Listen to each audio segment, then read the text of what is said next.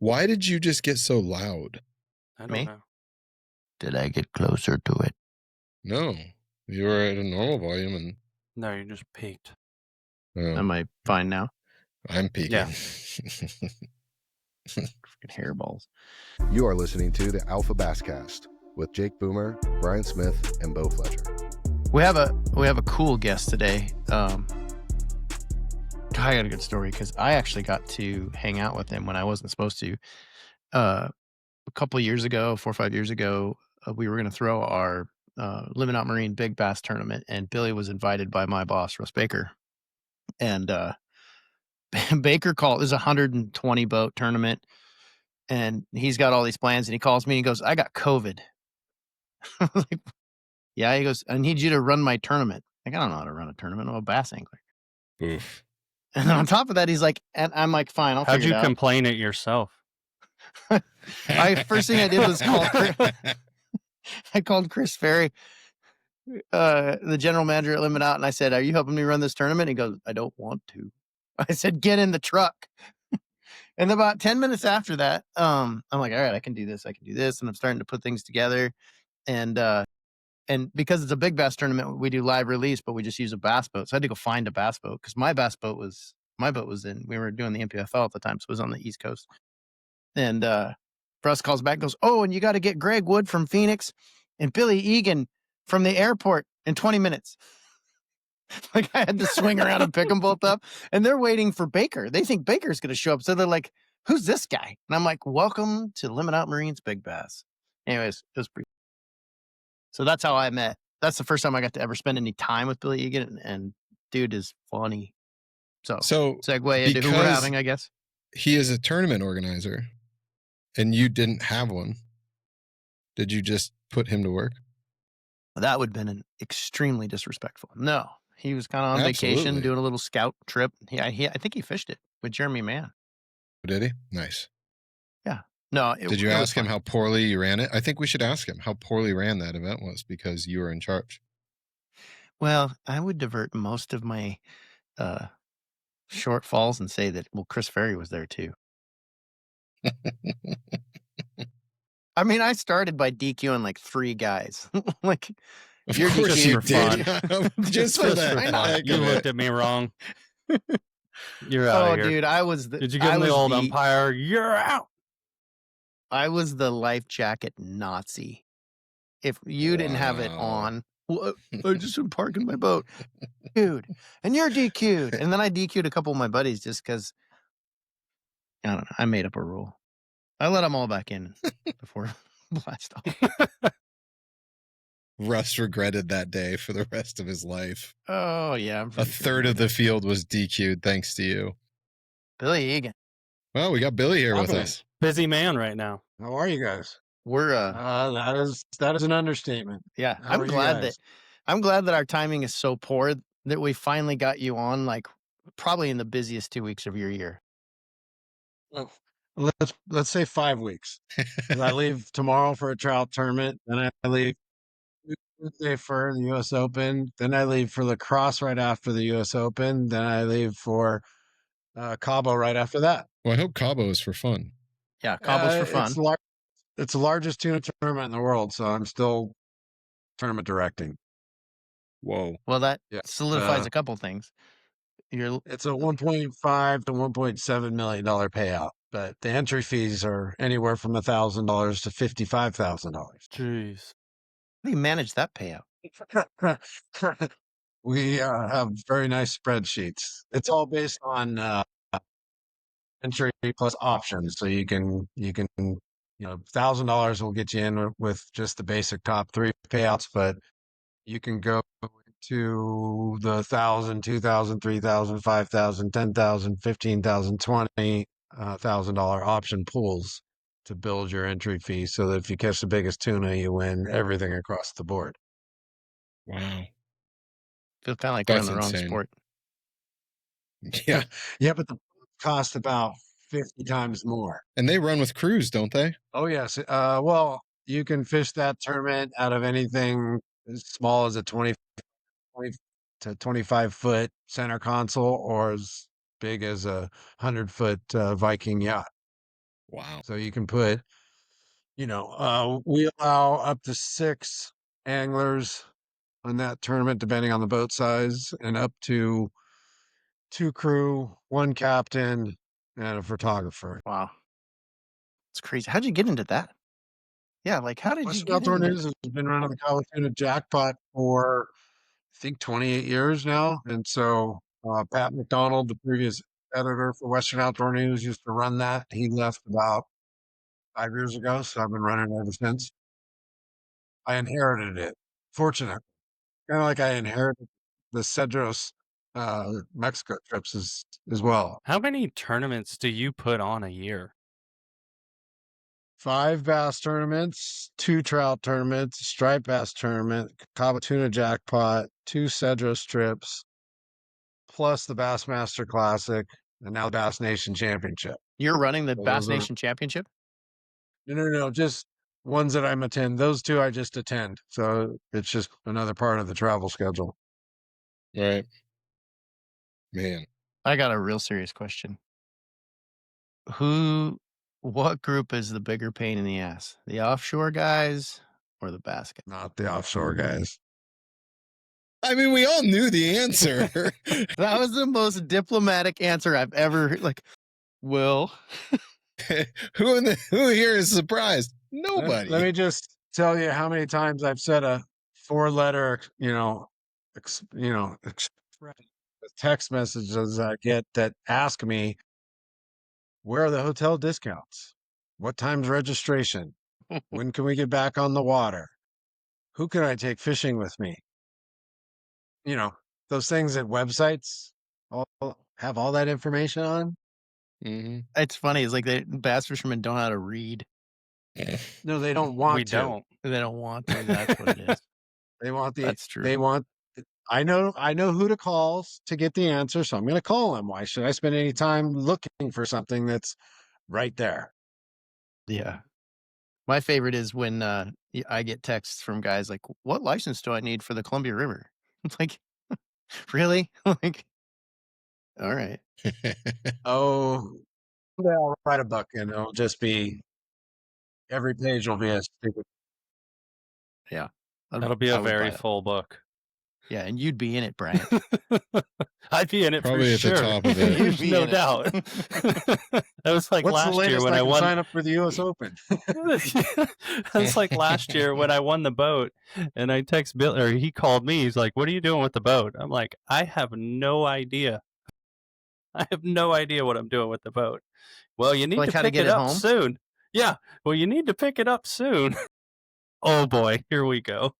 Did you ask Billy if Leave you it- could leave it in his like drive? Hey, can I leave it in your backyard, Billy? Well, luckily one of the my crew had a little. Oh, Yep. that is a complicated one. Like, how do you pull 2 boats home? Oh, we get that all the time, especially the family fun tournaments, the trout tournaments that we typically give an aluminum boat and a Suzuki motor away. Well, I don't have a trailer hitch. I'm already towing my boat. Well, it's not my problem now. You want the boat or not? Right. Well, as a Ranger 20R with a Mercury 250 on it, yeah, you're going to want that. Yeah. We'll get it home. If I have to put it on my back, we'll get it home. That's not the problem. Okay. Could tether it to the outboard, to like an outboard. I'll let Bryant ask questions. Bryant had some to about this year's Open, which I think is pretty cool. But before we did that, was hoping you had a little bit of extra time to tell us about your first U.S. Open, because that's probably the funniest story I've heard about bass fishing. You told it when we were at that Paul's event, and like everybody's crying, and we thought you were done, and you just kept going with every incident. But if you would tell, it was so awesome. I'm assuming you're talking about the major one that we were able to solve. It was the one where the guy, you found him on the way to the ramp on the side of the road. Oh, okay. All right. Well, I thought we were talking about, because my first tournament was the whole Mike Hart deal. That was my very first U.S. Open I ever ran, was when we caught Mike Hart. But within that U.S. Open, there were a number of stories, and the one you're mentioning is there was a particular gentleman that, fortunately, now is very clean and sober and has his life well organized. I was on my way to the lake, I think it was day 2, after he had already had some issues on day 1. So should have foreshadowed that and seen that coming. But on day 2, I was, it was my first tournament, so I was leaving at 3:00 in the morning to get to Colville Bay to make sure everything's going the way it's supposed to, because I'd never run a tournament before. That was the first tournament I have ever run, day 1, day 2, day 3. So on my way to Colville, and anybody that's gone out there at Lake Mead knows that once you hit the national park, it's a 20-minute to 30-minute drive through the park to get to Colville. There's nobody on the road other than bass boats and trucks at that particular time that may be fishing the tournament. So I come around a corner and there's a truck and boat parked on the side of the road, backed out. And so first I drive right by it. And then I was like, well, wait a minute. Doesn't make sense why somebody would be parked on the side of the road with their lights off. I flipped a U-turn, pulled up next to it, honked my horn, see somebody slumped over in the front seat like this, head in their lap, and didn't move, didn't wake up. And I'm like, uh-oh. Pulled over, got behind him, walked up to the truck and knocked on the window, and nothing. And then knocked on the window again, and then saw a little movement. And all of a sudden I see his face look at me, and I'm like, dude, what are you doing? He's like, just trying to find my boat.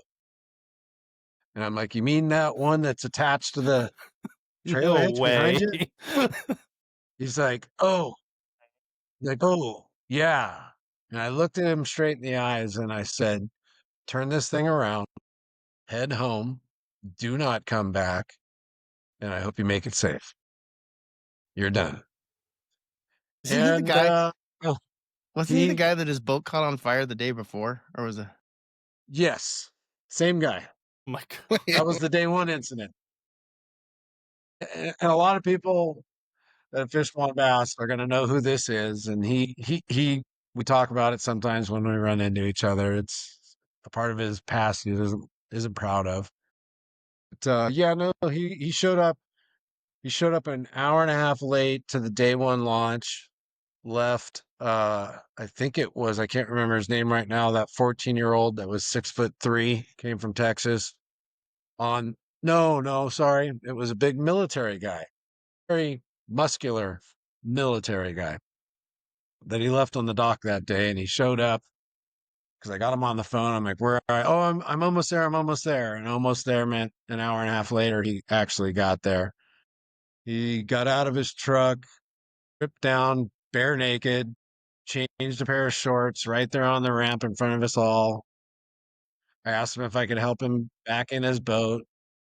Noticed that the front graph was missing. There was just a hole there. But at that point, my first tournament, I just want to get him in the AAA on the water and get the day started, get it over with.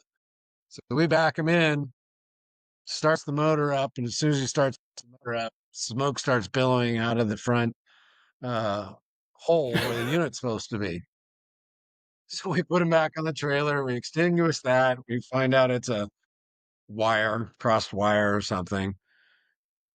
Again, this is my first tournament because This I is would have awesome. never would I have done this again. We put him back in the water, said good luck. And they made it all the way to Greg's Basin or somebody far up there. And then that's when I think he met somebody that he had planned to meet behind some building real quick to get a quick fix. Ended up driving his boat all the way back down and getting stranded on the island, I think on the entry on the way to Arrows. One of those islands. Boat broke down. I Jeez. get a call from the military co-angler saying, hey, if you don't get me off this island, I swear to God, I'm going to kill this guy. So we Love bass we fishermen. got him off the island. and got an earful from the AAA about how his day was and how it went.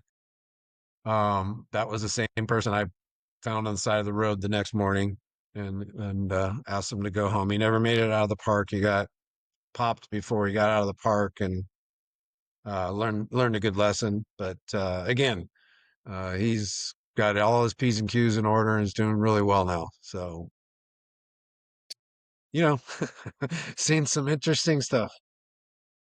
So this is the start of your tournament director career. Yes. So what happened was I had gotten hired in 2010 to run 3 family fun tournaments. At the time, it was an Irvine Lake trout tournament, the Lake Havasu Striper Derby, and the Big Bear trout event. But I was all about bass fishing because I was building swim baits at the time. That's kind of how I stumbled into this whole stuff and, making videos for my Sonaga swim bait. And somebody from Western Outdoor News saw a video, said, "Hey, I'm a tournament director." And I'm like, unemployed, making baits in my garage. You want to pay me for fishing? Sure. And then I think Mojave was the very first. That's the year Paul Bailey won the Angler of the Year in 2010. I was at a Mojave wild bass tournament, and Harvey was running the tournament, Harvey Naslin. And because Bill Hutchinson had left to go to English Choice, I think it was at the time. And so I was at Mojave just checking it out, wanting to be involved, there to help as much as I could. And I remember walking into the Mojave Award Show with my pops on and Harvey looking at me, "You ever show up in those bleeping flippers again, I'm gonna." He wasn't happy that he was, remember the suit and tie times? Oh, He yeah. was just a tie guy. He was all about appearance, and so the US Open was in July then because it was ICAST when ICAST used to go back and forth with Vegas and Orlando.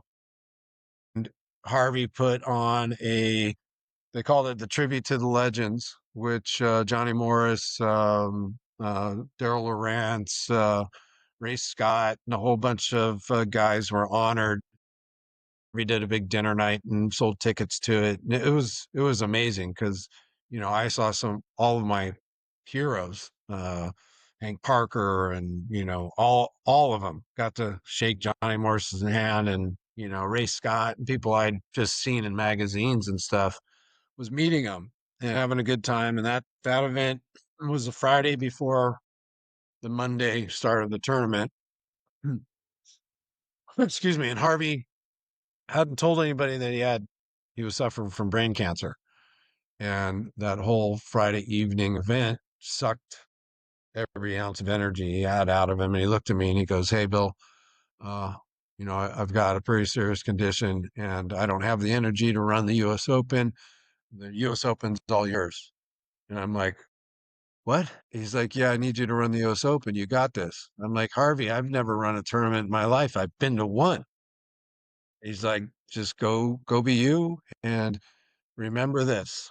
And it's something I'll always remember. He goes, "Put on a show, make them smile, and make sure they have a great time and they don't see all the screw ups behind the scenes because that's your job." And I've worked for 16 years to make sure all you guys never see what happens behind the scenes. Did a good job. One of these days, there should be a reality TV show that somebody just follows me around because the phone calls, the messages, the crazy things. Hey, I'm not going to fish with this guy tomorrow because he's got a 400 horsepower engine on his boat. Okay, why? Well, he's got a 400 horsepower engine on his boat. I'm like, okay, well, that thing's going to go way too fast. I'm not fishing on that boat, which is funny because the guy that had the 400 horsepower called me and said, "Hey, my AAA is refusing to fish with me." And I said, "Well, what'd you tell the guy?" And he goes, "Well," I said, "Do you own a truck?" And the guy said, "Yeah, I own a truck." And he goes, "Does your speedometer go to 120? Well, yeah. He goes, "Have you ever had it to 120? He goes, "No." He goes, "Exactly." but he still refused to fish. So I had to find somebody else, switch him, because that guy refused to go out on that boat. We are the worst. I've had people pass away the night before the tournament starts. Unfortunately, Mr. Lemon from Northern California, Mhm. Larry Yanis, called me up at 3:00 in the morning and said, "Hey, Larry didn't wake up." And I'm like, "We'll get him up." And he's like, no, he's not getting up. Which was probably one of the, oddest phone calls I've gotten. And then I made one phone call, and a half hour later, I had a replacement AAA showing up that morning. And the funny part about the guy that replaced him is you could hear his wife. Now, this is 3:15, 3:30 in the morning. And I'm like, "Hey, buddy, somebody passed away and I need to fill in. Can you fish tomorrow?" "Does he have to pay the entry?" is what I hear his wife say. And I go, no entry fee. "Get your stuff ready. You're going fishing." That's a good wife. So Wow. Oh, I You've I seen think it we all. all need to. Yeah, let's take one step back. Your very first tournament, you dealt with the guy with the smoking boat and the biggest cheating scandal in the history of the West Coast in the same tournament, Wow. yeah. and you're still doing it. Well, because that particular tournament being my first tournament, I was just working with all the different agencies that you have to work with, and national parks is their own entity to deal with. And anything on mead, Mojave, if there are dead fish brought to the scales, back then it was the organization's responsibility to collect those dead fish, put them on ice, fillet them, and donate the meat to a food shelter or food bank or a worthy cause. So at that particular tournament, we had done day one, and everything went, other than the previous story, pretty smooth. And day two happened, and again, a lot of my job is to make sure that people can fish the next day, because you got a co-angler or a pro, and if one or the other can't fish, then you're lopsided. So I was more concerned after the national parks lady kept trying to wave me down at the fish cleaning station because I thought she wanted me to help fillet fish. And I was making sure Byron Velvet's boat was fixed, Murray's boat was fixed, because there's guys getting all serviced in the lot up there at Hallville that were having boat issues. And so I had forgotten about her and was driving past, and she waved me down again. I'm like, oh boy, okay, I'll go fillet some fish. So I get over there, and she looks at me and she's like, "Hey, we got two problems." And I'm like, "Okay, cool." I pride myself on being a problem solver. So I say, "So what do we got?" And she says, "Well, the first one's pretty easy to deal with, because we give everybody a bottle of Life Source, Sure Life, to put in their live wells, the powder basically that calms them down and helps the slime coat and so forth." One of the AAAs didn't read the label and put the whole bottle in the live well, and suffocated all the fish, and they died. So she said, "Hey, can you let them know to read the directions and only put a cap full of stuff in the live wells?" And I'm like, "Sure, I can handle that. No problem." Because the next one's not so easy. And I'm like, "Okay." And she reaches in her back pocket. I will never forget this as long as I live. My first tournament, day two of the most prestigious Western tournament there is. And granted, back when I took it over, there was about, I think, 112 boats back then. It was having a downturn, and we were trying to build it back up. And she pulls out this Ziploc bag with lead weights in it. Not just lead weights, but lead weights that typically have a copper loop on each end that had been cut and a hook nailed to the end. So when you put it in the fish's belly, it doesn't come out. Whoa. Well, Mm. we have, I think, 3 Nevada Parks people, 3 of my staff, and one of the gentlemen who fishes Lake Mead a lot. Boy, I can't think of his name right now, but Vern Price. If anybody knows Vern Price, if you want something, get out, you tell him not to tell anybody, because everybody's going to find out. So I'm sitting there looking at the people who know what now has transpired, because fortunately, because possible they would have never been found, but at that point, the fish biologist who was helping fillet the fish, they had already filleted most of the fish. And he's like, we should inspect these stomachs and see what they're eating. So they grabbed all the stomachs Wow. and found 3 Really? stomachs that had 2 weights in them each. I think it was 2 weights each in each stomach. So it was 3 dead fish with, Wow. 3 stomachs with lead weights in them. So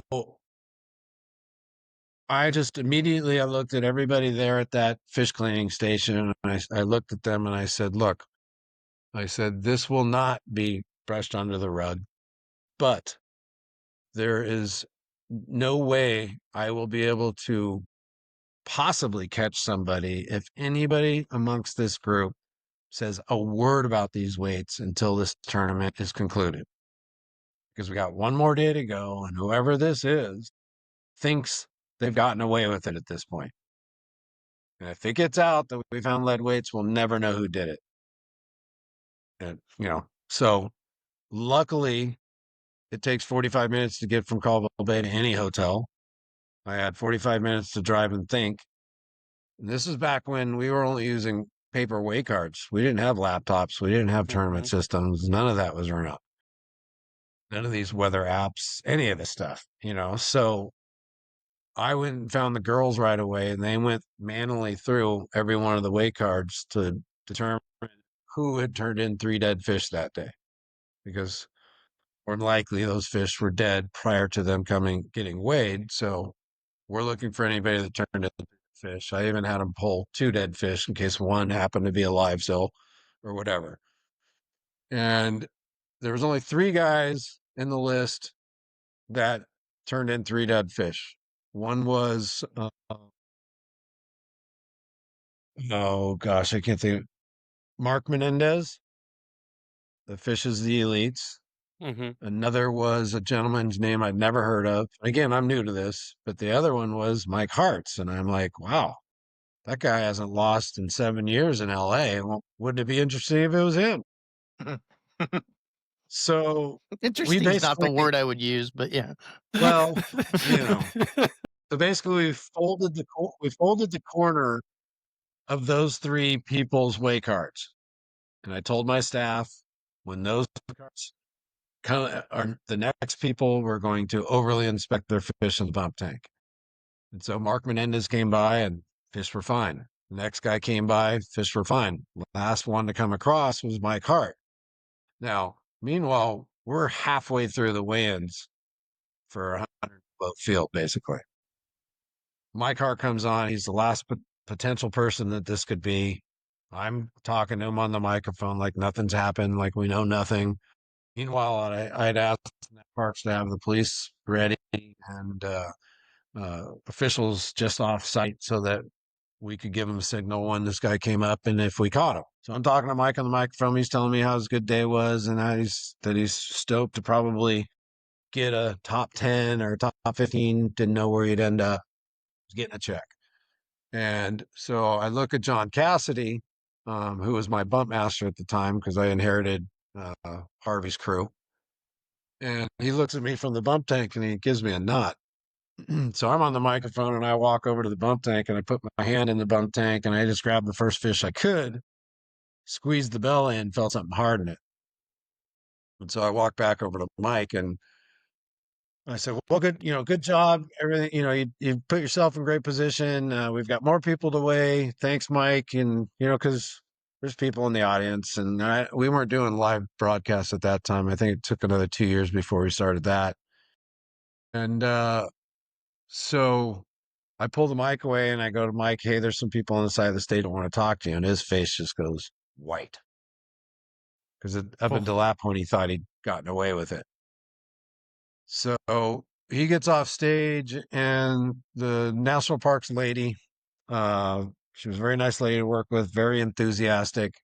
She took the bag, the side of the stage, dumped them in the gravel, sliced off, just like that walleye video, sliced all 4 of the or 5 fish wide open and pulled out the weights. And all of a sudden, everybody that was in front of me now over here making noise and oh my God. No. And I still got another 50 people away. So I'm trying to run a tournament still while this is all going on. Oh my gosh. So we get through the weigh-ins and this AAA comes up to me and says, "Hey, Mike had just walked away. No police, no nothing. I assumed everybody handled their business over there. And this guy says, "Hey, Mike didn't leave. He's up in his car. He wants to talk to you." "He wants to talk to me?" He's like, "Yeah." I'm like, "Okay." So it's 125 in July. Okay. Out at Lake Mead. So I'm walking up the ramp all the way to this truck, and I see a guy sitting in the passenger seat, truck's running. I go to the driver's seat and I open it because it's hot. I get in, there's air conditioning, and I look at Mike. I had never met Mike before, ever. And all I could think about while I was walking up to the truck in that heat was, man, this guy really screwed up. But I hope this guy doesn't beget a bad decision with another one and do something drastic. Right. I'm thinking, because fishing is our world, all of our worlds. And his world was now taken away from him. So I immediately said, "Look, you've made a huge mistake here. I don't want to know why or the reasons, but you have to know we're going to throw the book at you. You're done fishing WAN bass. I'm sure every other organization's going to ban you as well. But I'm really concerned for you personally at this point. You have a family, you have kids. You can bounce back from this. You're not too deep." "Well, don't you want to know why I did it?" I said, "No, not really. It doesn't matter." But his reason was because he felt obligated to pay back the sponsors who had given him some money to go to the event. But yeah, that was day 1, 2, and 3. Welcome to bass fishing tournaments. Holy crap. You should have had a shrink after that. Yeah. Well, fortunately for me, I was, early in I was a lifeguard, and then I became an EMT and played water polo, and I was going to go to the fire academy, become a fireman. And then I got a acceptance letter from UCSB to go play water polo up there. And I was like, fire academy, water polo, Santa Barbara. So I went to Santa Barbara, played water polo and up there. But I would have been, and I'm dyslexic. So, and I found that out. Well, that's another funny story, but for another time. I remember 5th grade issues I had, but I solve problems backwards. So I seem to be really good at it because you start with the error or the problem and you work back to the solution instead of trying to get the other way around. And so I'm very good at investigative work, if you will, and reading people. So it comes in handy as a tournament director. You hear a lot of things over and over again. You can tell people's tone of voice. Sometimes when they call you, you're like, okay, so do you really just want out of this tournament? Seems like every option I've given you is going right past you. Just because you do it 16 years, you talk to these people over and over again. Fortunately, that was the most major thing that's ever happened in 16 years. As far as cheating or rules and infractions. We've had, people that bring more than 6 fish into the marina and self-report themselves. I had a situation that, and we know we're all sportsmen, right? That's what this is all about, sportsmanship.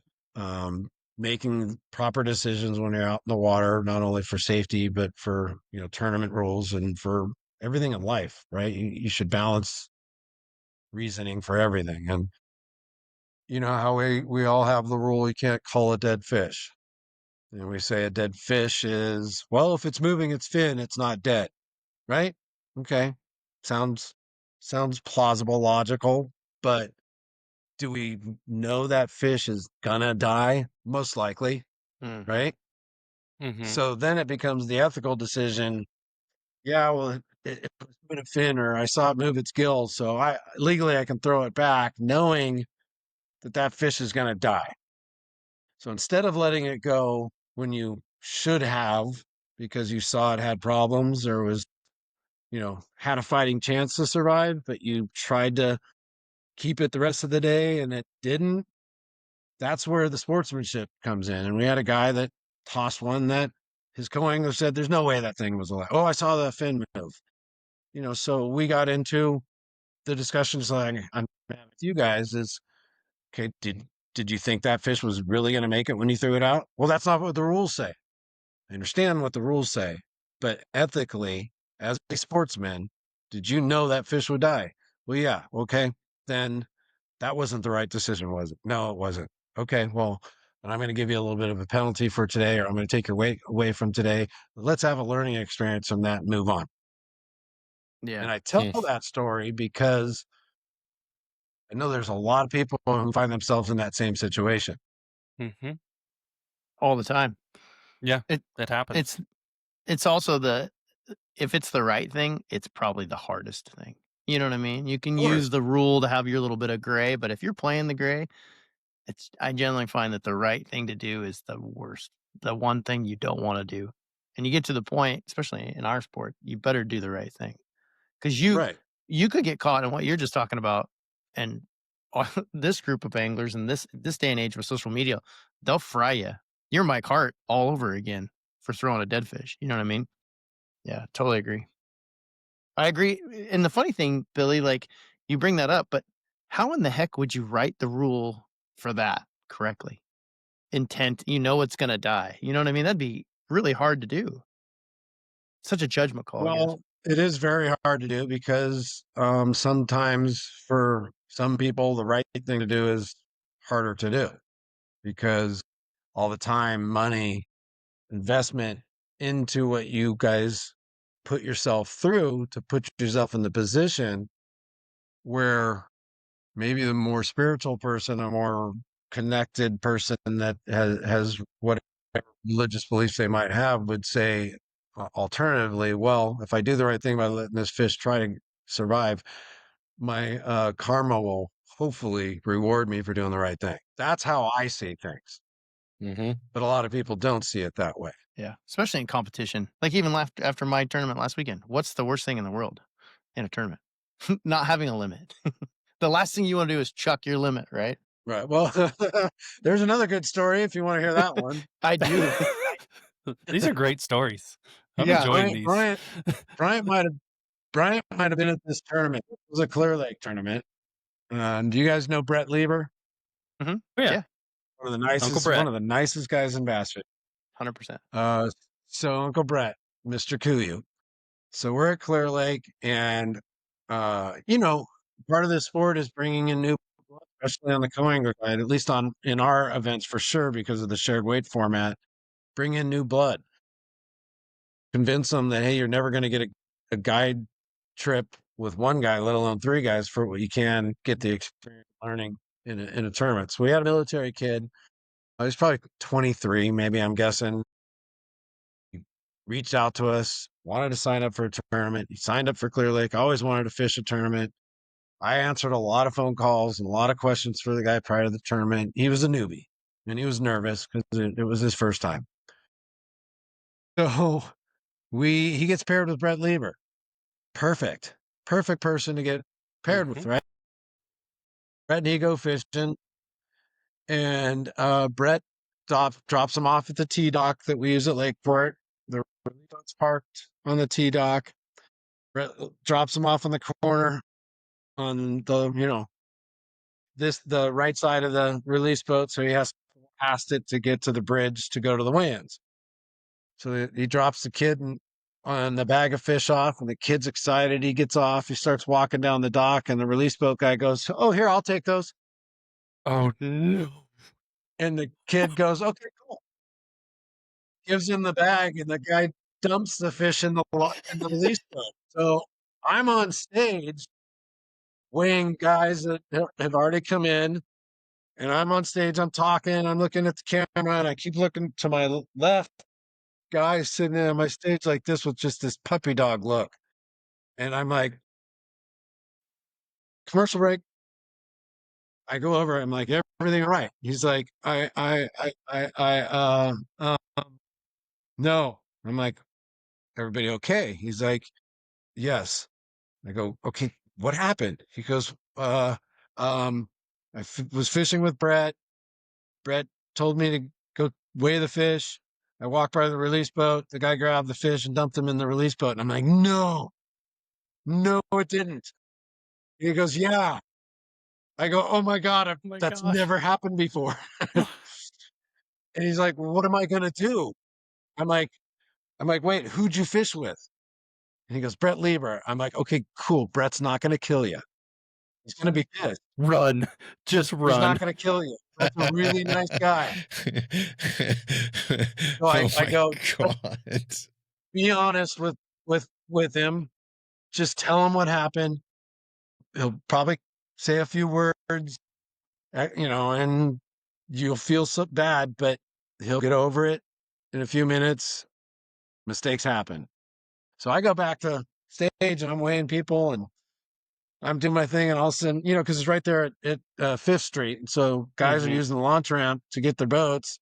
And I'm on stage still weighing fish. And I look over and there's Brett pulling his boat up. Kid's got the, and I'm like, commercial break. So I run down there and I'm like, Brett. He's like, yeah, Billy, what's going on? And I'm like, I got to tell you something. It's gonna sting, but he didn't mean to do this. And he's like, what? He's like, no. We had 27 pounds. No, that's no. You had 27. He had like 24 pounds, 27. I don't know, a good bag. Oh my gosh. And he was not happy. You can't make that up. You can't make this stuff up. No. No, it was. I always say this in tournaments, whether it's being late for a flight and getting DQ'd for the day or bringing 6 fish in the host marina, it only happens once because Yeah. those people will never allow themselves to be late again or enter a marina again with 6 fish. So, you learn your lesson, hopefully. And most of the times it doesn't happen twice. Yeah, those rewired the brain. Those hurt so bad that you're right. You'll never forget.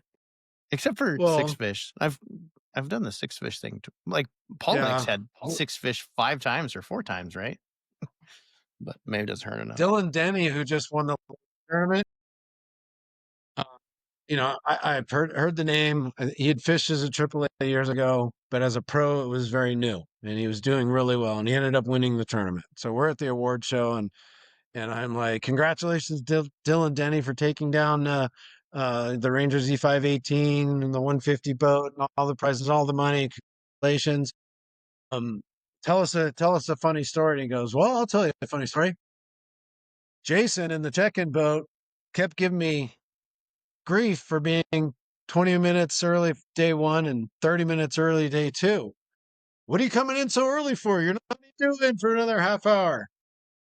He goes, well, the funny story is, Billy, you DQ'd me as a AAA angler years ago because we were late for a flight. And I swear to God, I would never be late for a flight again. So that's why I come in early. And I'm That's like, awesome. You scarred him for life. sorry. Yep. Broke him. You Yeah. scarred him for life. Oh, these are is a half an hour early. these are awesome stories. I Yeah, love so gold. funny tournament related stories, but I want to change things up just a minute and get your take, because we got the US Open coming up, and I know why the US Open is so special to me, even before I won it, all that stuff. But what makes the US Open so special for you? Oh, just got chills. One of the most important things for me in the US Open and having the honor of running the US Open, even from day 1 with all those issues that came up, is knowing what the U.S. Open has meant to the West, to the anglers that have won it in the past, and to my dear friend who I miss dearly every day is Aaron Martins. Yep. Name's not said enough. That man put a fire under my you-know-what to build the U.S. Open to what it is today because it deserved it. I remember 2010, 11, 12. He's like, Bill, we can get this to a 200 boat field. You can do this. You can do it. This could be the event it deserves to be. And that lit a fire under me. I just was talking to Matt Pangruk on BTL today about that. I mean, doing this 16 years, running, back then it was 3 North, 3 South, Western Classic, and 14 team regions Holy. when I first started. Yeah. Wow. And somehow I still found the time to fish and do other things. But now we're running 5 pro-ams and I'm running ragged because back when I first started, I didn't know anybody. I knew a few bass guys because I was in the swim bait game, but I would literally go to past tournaments, have Ashley, who used to be my assistant way back then, print out a phone list for every single angler that fished any tournament that we did. And I literally got on the phone and called everybody personally and said, hey, we've got our Clear Lake tournament coming up. I know you fished in the past. We haven't met. I'd love to meet you. Please consider signing up for this tournament. We'd love to have you. And that went so far because it built trust with the anglers. Because back then, when I took over, Bill Hutchinson just left Wombass, went to Angler's Choice. Mark Mendez was doing all his fluff to make Angler's Choice the biggest and the best, and still had crappy payouts, if you ask me, at the time. And I was this new guy. I mean, literally after the Mike Hart situation and I got done with the award show, the only communication thing we had back then was the forums, Western Bass. Mhm. Everybody got on the forum and everybody gave their opinion and keyboard warriors. And when I saw how the story of the U.S. Open cheater situation started going left and right, and everybody was expert and was there and saw what happened and had no clue of what actually happened, I wrote a big 3-page essay and I posted it on Western Bass and said, here's the truth and nothing but the truth. How it happened, how we caught them, why, what we're going to do, and all this stuff. And everybody's like, tournament directors don't do this. They don't these things. They don't bring them out in the air into the light. Well, good thing I'm not a tournament director. I'm just a guy running tournaments. Because this is how we're going to.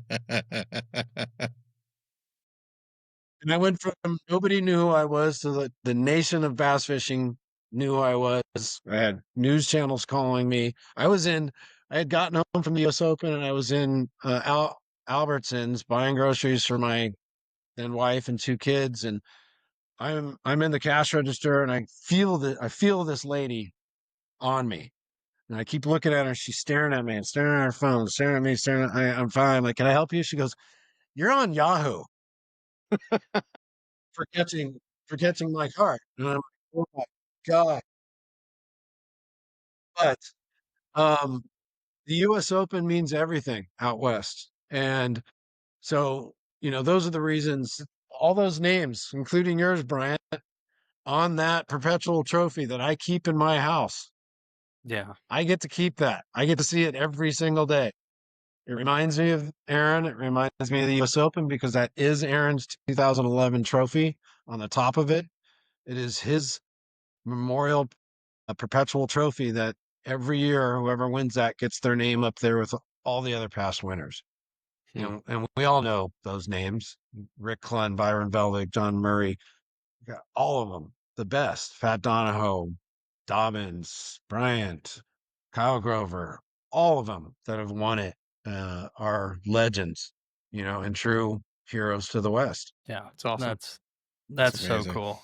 And that speaks to the kind of guy you are to build that tournament back up to what it should be. It is the premier, and I hate to even call it a West Coast tournament, even though it is a West Coast tournament and it's always been a West Coast tournament. But the amount of people that I hear back east talk about the One Bass US Open, it's more than I've ever heard, and we owe it all to you for building it up that big. It is a nationally talked about tournament, and and with all the national guys you have here fishing it, like, it pretty much is a nationwide tournament. You guys you have guys from everywhere, don't you? We do. We get guys that come from everywhere to fish the U.S. Open. I mean, I go to the Bassmaster Classic every year, and there isn't a pro or even MLF pro that I meet that doesn't say, that's a bucket list tournament for me. I'm going to fish that one of these days. It means a lot. It means, just like you said, people talk about it all the time. They compare it to, Rick Clunt.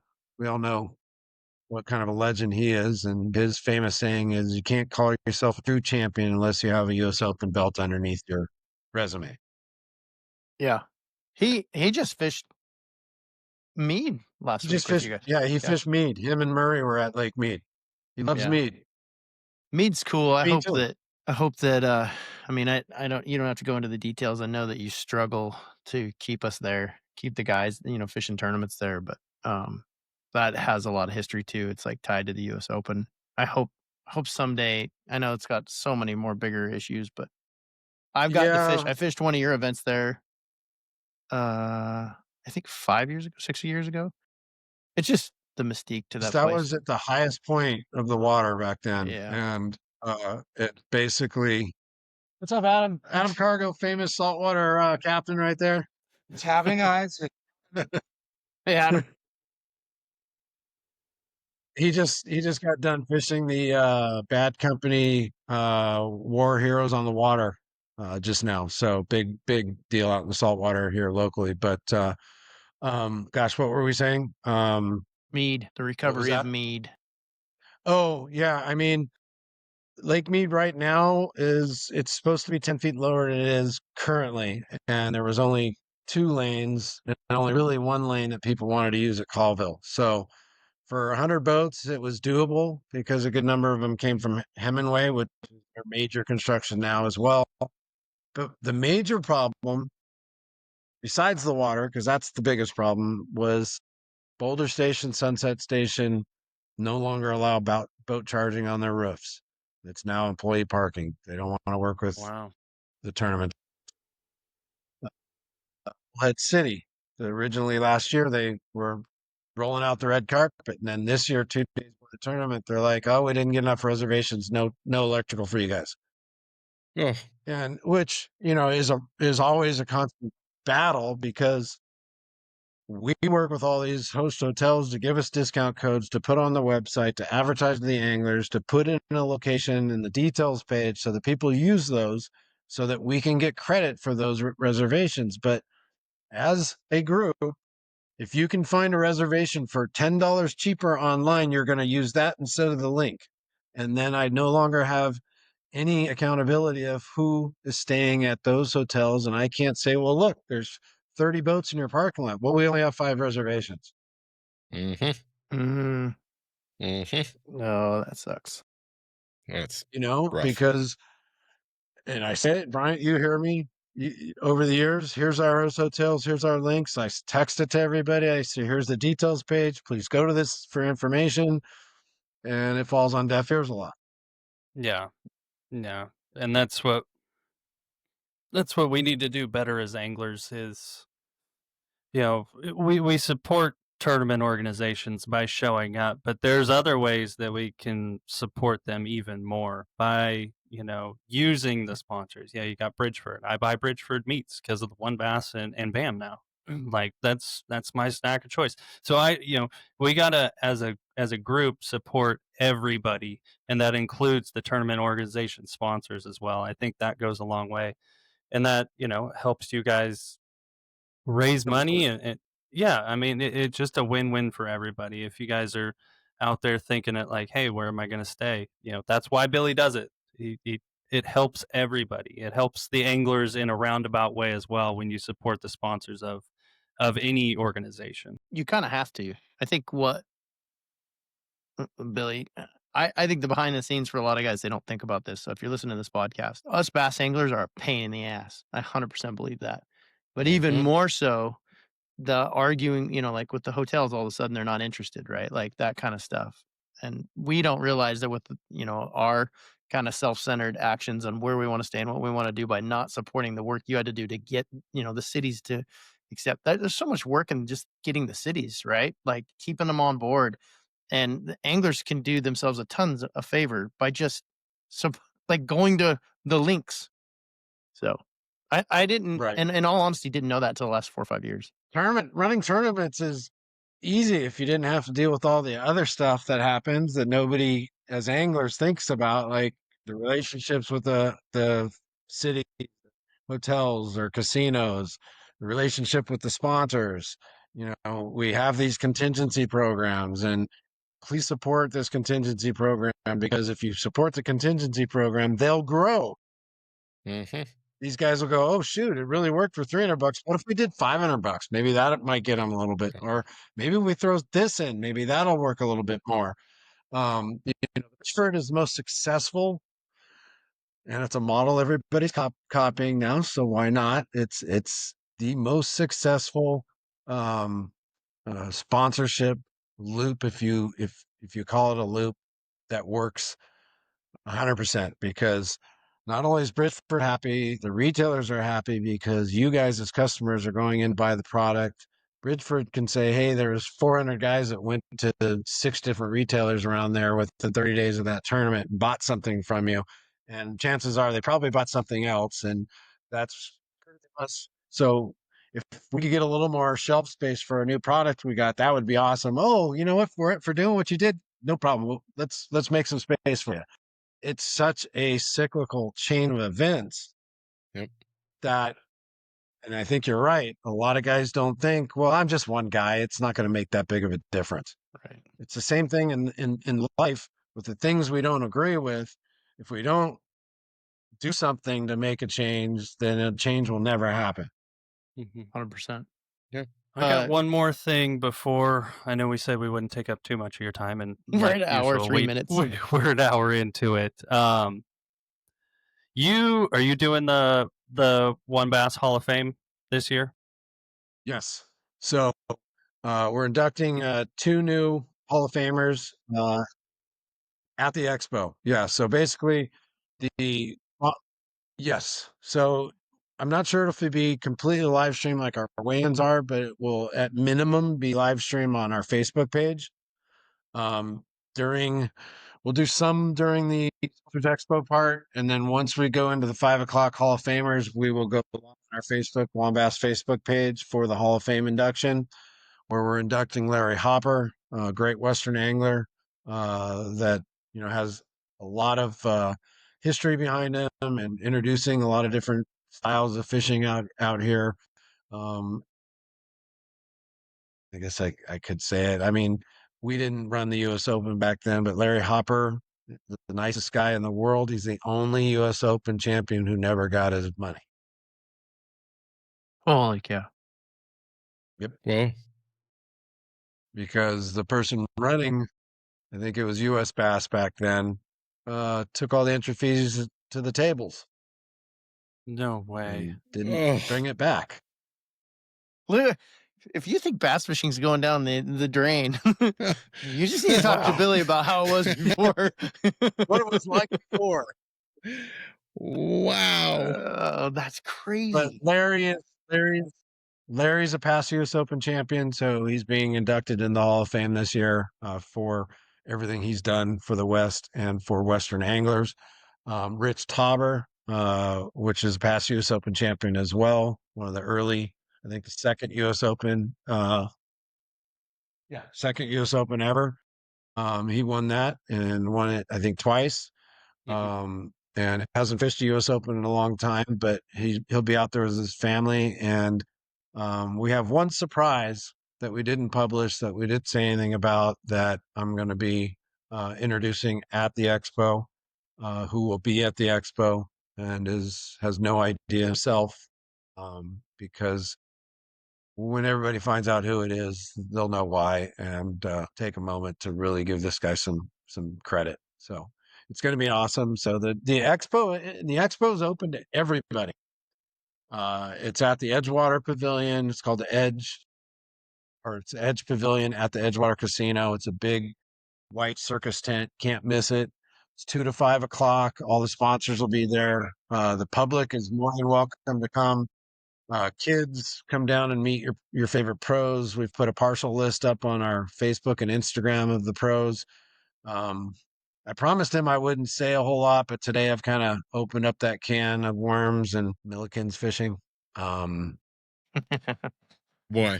I be saw there. him on the list, so Yeah. Yeah. So that's a good list too. It's a good list. It's a great list of people to meet, come talk to the sponsors. There's great rates at the hotels. Even if they're not fishing the tournament, you guys can go on the events detail page for Wombass. Even consumers or people that just want to come see it can use the discount code to make a reservation. I think it's like $40 a night at a couple of the hotels. It's really cheap. Come down, see the expo, maybe hang out Sunday night, see Monday morning launch, and then head home. It's a great opportunity for people to come out to it and really get a feel for what the U.S. Open's all about. That's Awesome. awesome. Yeah. Yeah. If you guys have some time, I would definitely recommend watching that Hall of Fame induction. That is probably one of the coolest things you do that week. Being there and kind of hearing the history behind all these guys. These are the guys that I looked up to when I was growing up, and seeing them get the recognition they deserve from One Bass and you, Billy. That's probably one of the coolest things of the week. Super cool. Yeah, it's I have to give credit to one of our old writers who's like, "Why don't you start a Hall of Fame deal?" And I'm like, "Yeah, it's over 40 years of fishing, at Wombass, and why not? There's rich tradition, lots of big names on the U.S. Open itself, let alone the guys that are fishing at the elite level, like Bryant, like Chris Seldane, and Skeet Reese's and all those guys, Brent Eller, and all the guys that cut their teeth out west. They wouldn't be where they're at without Wombass. Yeah. 100%. That's awesome. So it's got a lot of tradition, and it means a lot to me to be the guy that's running it right now. That's super cool. Well, we Amazing. really appreciate having you on. If you guys, anybody else have any more questions, we can let Billy No. get on with his life. I think his chaotic he's done life enough right talking for the day. Yeah. Well, we really appreciate having you on, Billy, and look forward to the U.S. Open. And I'm sure there's still time to sign up. So if we can get this out in time, if you guys are thinking about fishing the U.S. Open, man, it's a bucket list for a lot of people. So you got to make it happen. Sorry about my delay. I know that I was gonna get back before we got to say goodbye because No problem. Fine. Yeah, if Perfect depending on when timing, this Jake. gets out, there get in as a pro. We have a few more co-anglers than pro at this time, but if my hands are right, we're going to need every AAA we can get because there's a lot of guys at the last minute who go, you know what, I'm going to do that. I got the time off. I've been waiting to hear from my boss, or this didn't align into now, so I want to be there. So, for the listeners and the people watching this, it's been a great 2025 season. It's been 2 great years with Ranger Boats, Mercury Motors, and we're looking forward to another 2 years with our title sponsors for the next following 2 years. And we haven't mentioned it at all. I may have briefed over it, but our partnership with Bassmaster and the Bass Nation program, getting a chance to fish our events, to go to a champion, to earn a berth at the Classic, 2 tournaments away from the Classic. There's nowhere else you can do that, is there? No. I totally missed that one. Yeah, that's the biggest opportunity that the West Coast has had in a long time, and we thank you a lot for making that happen. Because 2 tournaments to get into the Classic, that's pretty sweet. Mm-hmm. Yeah, and the last thing I'd like to say about the U.S. Open, and this rings true, you know this, Bryant, is for $1,600. There's no tournament out there that pays you back as big as we do with that entry fee. I mean, $90,000 plus boat, and you took home $70,000, not including big fish and big stringer and all that stuff. So you could attest to what the value is for your money.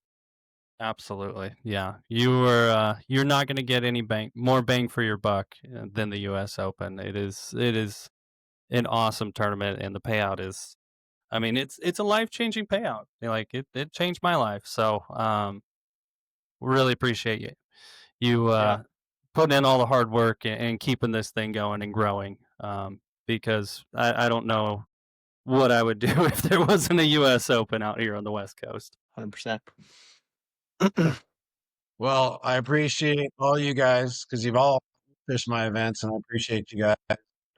We're going to be putting out our 2026 schedule out real soon. We kind of put out a teaser out, but with Lake Mead the way it is, I just don't see it being on the schedule next year. So we're making a quick modification to our schedule, and that'll come out either later this week or next week or right after the U.S. Open, so that everybody knows when to put time off for all the events that we're going to be doing next year. Awesome. Super cool.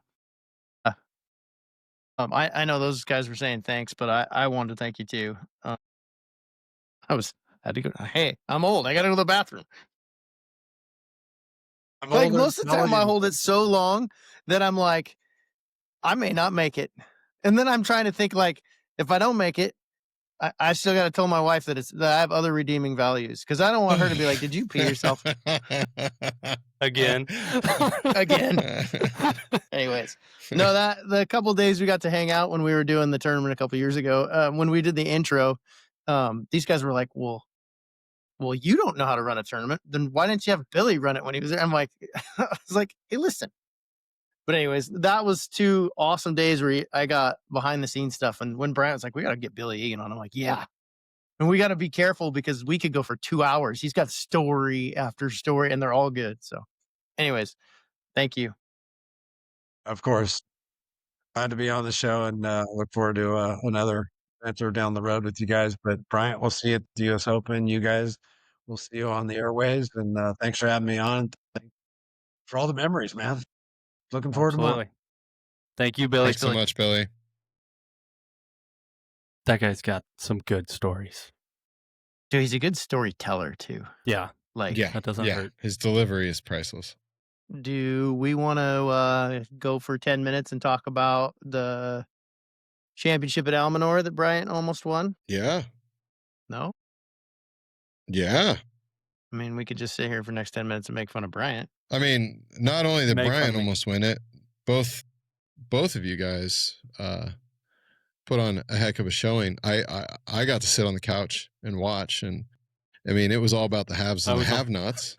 I was looking forward to your call every day. I could tell you wanted to be there so bad. Yeah. like I would walk off the stage and my phone would be ringing. Phone would It's ring. Bo. Yeah, I'd be like, what's going on? How'd it go? Yeah, no, it was. I love that lake. I mean, it is such a cool lake. It clearly was a tough fishery because I think on day one it was. I think it started. Brandon Osborne hit what? Did he catch 22 the first day? Yeah, 21's almost 22. So and then I think 12th was 16 pounds, and then 13th was 10. I think Bo Jodry was 13th place with 10 pounds, and then it just fell off from 10. Yeah. So clearly, if you didn't figure something out, you weren't catching fish, which seemed to be most of the field. It was an interesting. I mean, even the guys that caught them, I don't think anybody could really say that they caught a ton of fish. But the quality, like, that You did. shocked me. Well, I caught a couple. Your first day co-angler was in the room next to us, and he's like, I know he's exaggerating, but he's like, literally, dude caught 50 fish, and he Not didn't even catch any. Not even He zeroed. Yeah, And I'm it like, wasn't- that sounds like a great day in the boat with an elite pro.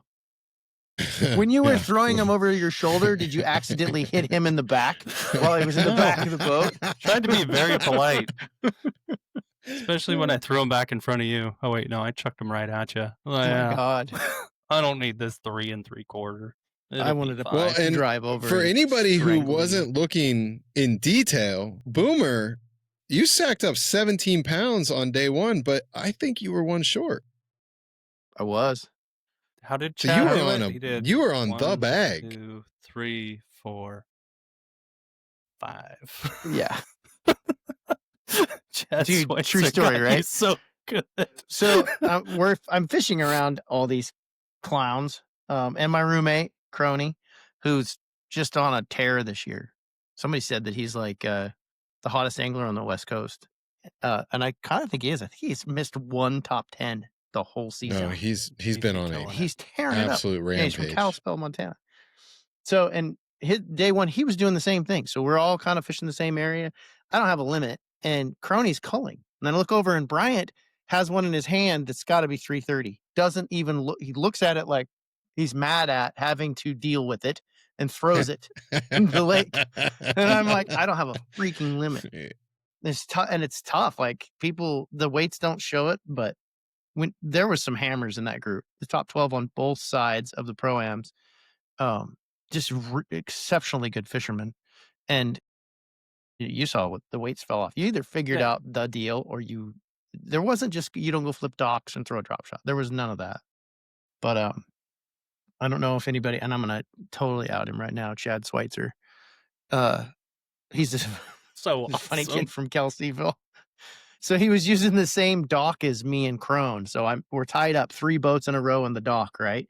And I'm in the back retying because I'm not going to load my boat. I just left it on the dock. And everybody's giving me a hard time that I can't count to 5. The tournament prior to this, I had 6 fish. So I can't count to 5 and go past it. You do it to Or I yourself. got 4. Oh, man, I got so much crap. So I'm sitting there retying. I'm kind of kicking myself. I'm grateful that they were bigger fish and that I was still kind of in the mix. But I was in 11th with 17 pounds. Like that, they caught them, the guys that did catch them.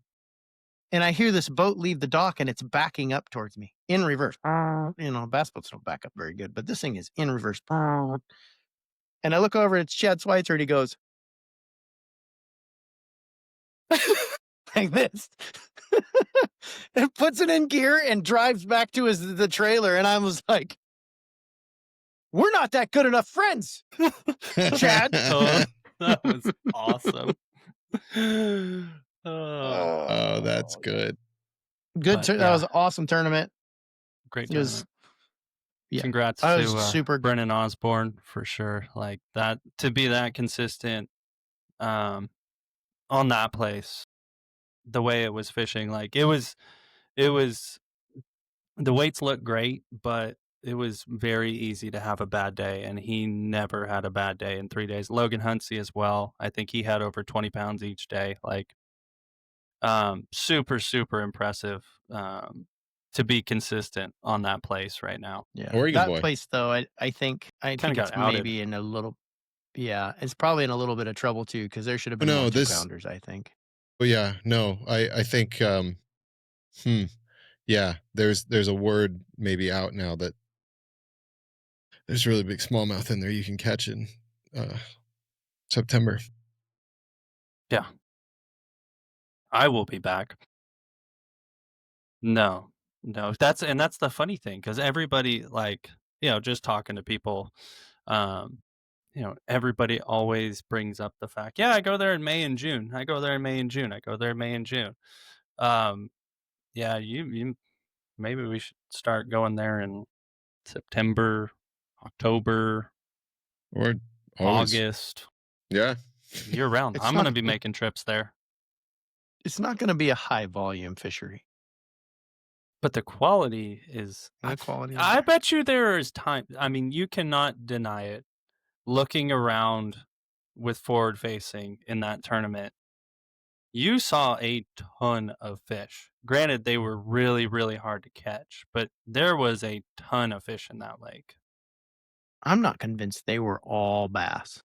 They were all bass, Jacob, except the trout. Those weren't bass. There's some carp in there.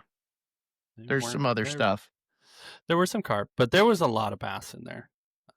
Like I stared at my graph enough to realize how many fish I was around, and I, I went back out because I had such a tough final day. I went back out after we weighed in, and I just went down the bank and I caught 4 in like 30 minutes. I'm like, this is a really good lake. You got to be around them, but it's a Guys really that- good lake. I'm sure the guys that are listening to this podcast that had a really tough tournament really appreciated that. I had a really No. tough. 4. They're like Yeah, you gotta realize, unsubscribing to the BassCast. I didn't have a fish at 11 o'clock. Okay, I on know. the final day. And you Like, you I know what? struggled too. Everybody thinks that I just beat up on you and I'm not very nice. But you can go ahead and say you didn't have a fish at 11, pulled up next to me. What did I do? Go ahead. Fished all my water all morning.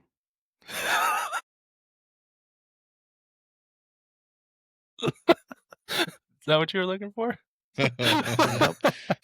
No, Jake was actually, Yeah, no. you for can't once fix in it his now. life, he was really considerate. He gave me. I didn't He knew leave an area once because you were struggling. I left 2 areas because you were struggling and let you have them. Yeah, Twice. I still couldn't catch him. I can't control that. Yeah, Whatever. that's what friends All right. do. I was going to say he was feeling very generous.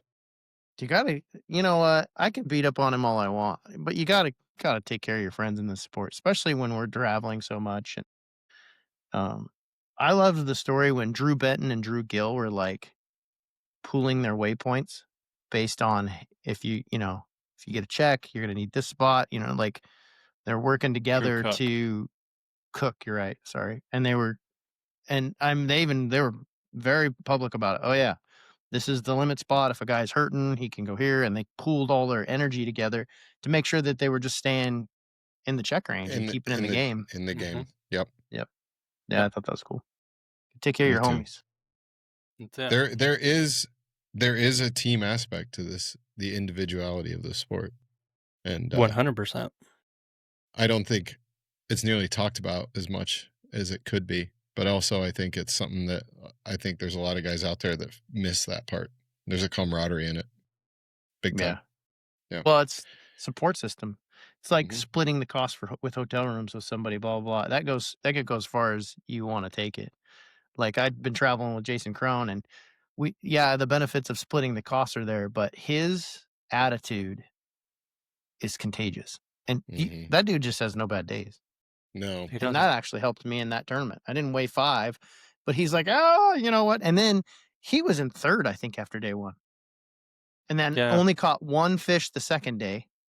And you couldn't even tell. He's like, well, it's a bummer, but they're just Well, dumb bass. What he said on stage was like, I was just like, man, like his energy is pushing so much positivity, even though he just got kicked square in the nuts. Like it I was. know. It's not like he did impressive. anything wrong. It just No. it's the sport. But his attitude, he'll keep winning. His outlook on stuff, he'll keep winning and he'll keep taking checks. And I mean, most of the top 10s he got this year on places he's never been. Like he's just fishing good. Impressive. So anyway, I think we should call this cast a Yeah. very good cast. That was a good one. That was a really good one. Super good Thank idea you to to get- Billy Egan for getting on here, and thank you for all he does on the West Coast for sure, because that's a historic organization, One Bass, and then the U.S. Open. That's in a historic tournament. So really Yeah, it's appreciate all legacy. he does. Yep. It's absolute legacy. It's really neat to hear him talk about it. He needs to get he needs One Bass to get some money together, and they need to do like a short documentary of some sort on the history of U.S. Open and One Bass. I think it would be That'd be amazing. really cool. It would be That really would be really amazing. cool. It's a big deal. Like just the last little piece. One of my heroes in business is Gary Klaus. Obviously, I'm with Phoenix. He will be there. He brings his West Coast sales rep, Greg Wood. And this year, the director of sales, Jeff Hartung, is coming. Like some of the top guys at Phoenix are going to be there. So if And you they don't even draw, sponsor it. no, it's a cool trip to They're go just showing take. up. Yep. That's really cool. It's really cool. So, cool tournament, cool podcast. if anybody draws Jeff Hartung or Greg Wood as AAAs, I was gonna say something. You better Do they take get good a care free of 'em. boat? Yeah. I hope you're in a Phoenix. Oh, that's awesome. Good stuff. All right, fellas. Gentlemen, Thank we'll see you soon. Thanks for listening to the Alpha BassCast. We hope you enjoyed the show. Be sure to subscribe, follow, and rate us. We'll see you next time.